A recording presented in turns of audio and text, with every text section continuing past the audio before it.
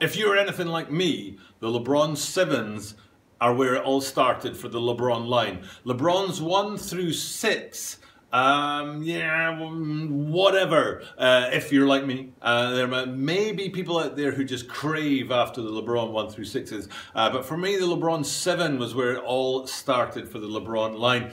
Things got big. Maybe LeBron himself got big, and that's why his sneakers got big. But for me, the design, the style, the structure, the construction, everything about LeBron's line really kicked in and up a gear when the LeBron 7s came along. And these today, what we're looking at today, are in my opinion the cleanest of the LeBron 7 line. Now if you disagree with me about the LeBron 7s being the start point for the LeBron line, or about these being the cleanest LeBron 7s out there, hit me up with a comment down below. But for me, that's how I roll, and I'm looking forward to detailing that for you today as we take a look at the LeBron 7 All-Star.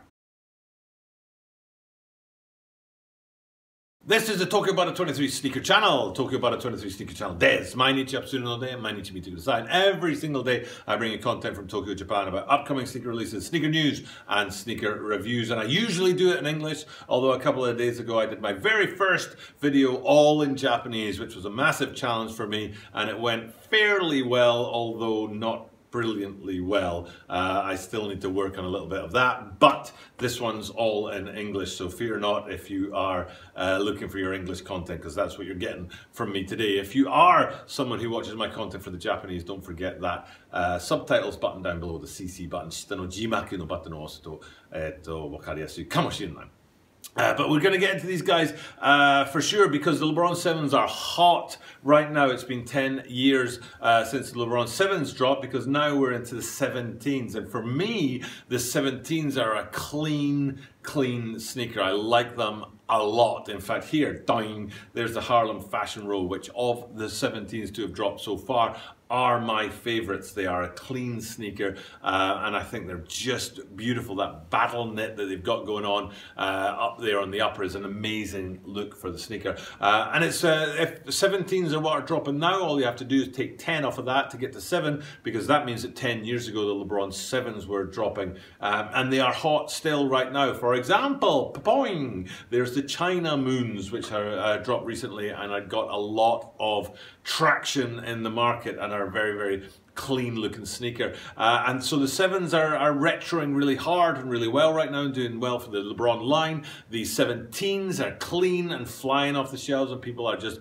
all over them. So collectively the two are bringing the LeBron line really hard and really fast right now. And then here we have one of the classic OG colorways from the LeBron 7 line, the All-Star, and it's a beautiful sneaker. I'm looking forward to detailing that with you today. But before we detail that, we detail this. Ding. That's one of the rarest sneakers in the world. In fact, I've only ever seen 2 of them, one in a size 16 and one in a size, is it 10 or 8, maybe 10 and a half for some reason. I think 10 and a half, which is a charity sneaker that was made for the Haiti earthquake in 2011, I think it was, and it was based on this, the LeBron 7 All-Star. And what they did was they took out the signature feature of the LeBron 7 All-Star and replaced it with kids' artwork around the entirety of the sneaker.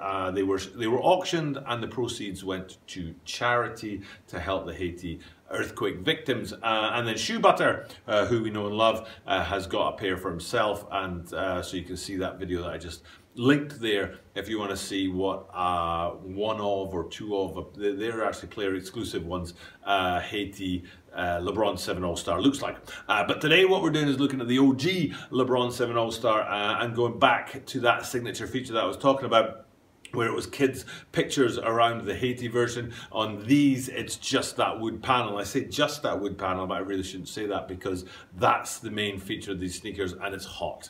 It's really cool. These guys are fine. They're a really smart sneaker. I'm absolutely yes to getting my hands on a pair of these if I can. I know it's a LeBron and I know it's a retro, but I think it's cool. I don't know what I prefer to get my hands on, an OG from 2010 or a retro from 2020. But either way, they are really, really clean. And there are no major differences between this retro that's dropping on February the 12th, 2020 this year, and the originals that dropped 10 years ago.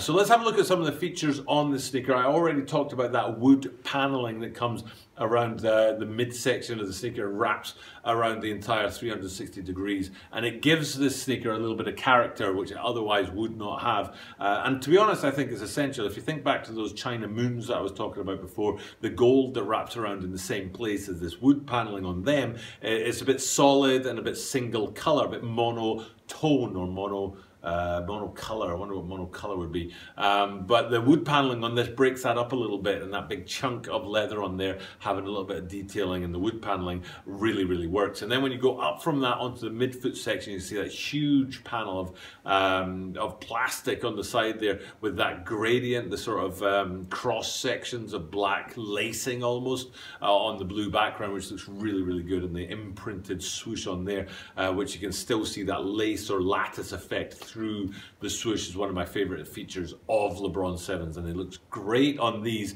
on that blue background with the black kind of not mesh, what's the word, lattice effect on top of it. And then coming up from that, you get to the lace stays, which are still in that blue colorway, and then the black laces on there. And the thing that you really need to look at, if you're interested in your LeBron 7s and you want to look for detailing on them, that top lace stay or eyelet is the main place to look for a bit of character, because they play around with it a little bit. I remember there was a triple black version, I can't remember exactly what it was called though, and that top eyelet was actually gold, and it was a really clean addition to a triple black sneaker, whereas the Sean Carter versions were just pure black, just like a black hole black. These things were black from top to bottom. So so that top eyelet on there is an important place to look for LeBron 7 sneakers. In the case of these guys, it fits with the rest of the colorway and going with that same blue color. So instead of going for contrast, maybe silver, and going for something to pop out there, they've gone for one of the two colors on this sneaker and stayed with that blue to match the rest of the upper. And the other color, like I said, is that black, that little lattice effect in the laces there, finishes out the sneaker on the top line, because you can see the ankle support there, where it gives enough sort of lateral movement so that basketball players don't hurt their ankles. You can see that soft padding around there is in that black color to go above the blue line that's come from the lace stays and right through the rest of the ankle. And it's all that detailing and all that balance of colors between the blues and the blacks that I just think works really, really well on these. And another place where you've got that I love it when I leave those little blahs, and where you've got that balance is on the outsole. LeBron 7s always have that kind of medallion right in the middle of the outsole from which things emanate, and in the case of these guys, through the center part of the outsole you've got that blue coloring to match the upper, but on the outside edges you've got that translucent blue, which is another clean effect on these guys. So so even the outsole in these sneakers represent the rest of the shoe and that all-star coloring. The reason for the all-star coloring in this color of blue was to match the uniforms that they wore in the All-Star game back in 2010, hence these guys being called the All-Stars, and that's the reason why they designed it with this particular colorway in mind. I do not know what color the All-Star jerseys are going to be this year, and I would imagine, I mean, correct me if I'm wrong, I'm no major basketball head, I'm no like basketball nerd, for want of a better word. I'm assuming though that LeBron's going to play for the West in the upcoming All-Star game.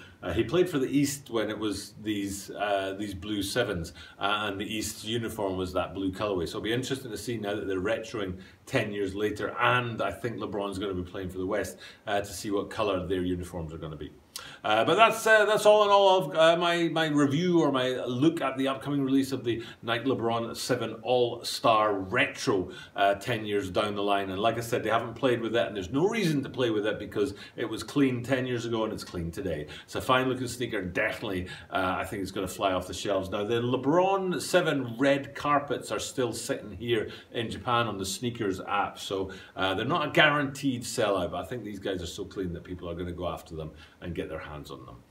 For me though, that's enough to talk about today's video. Thank you guys for checking out the content, coming thick and fast right now. Looking forward to those Yeezy samples that are going to be coming down the line on Sunday as well. For now though, it's time for me to sign off, and thank you guys for checking out my content. But as I do this every single day, that means that you are guaranteed to see me tomorrow.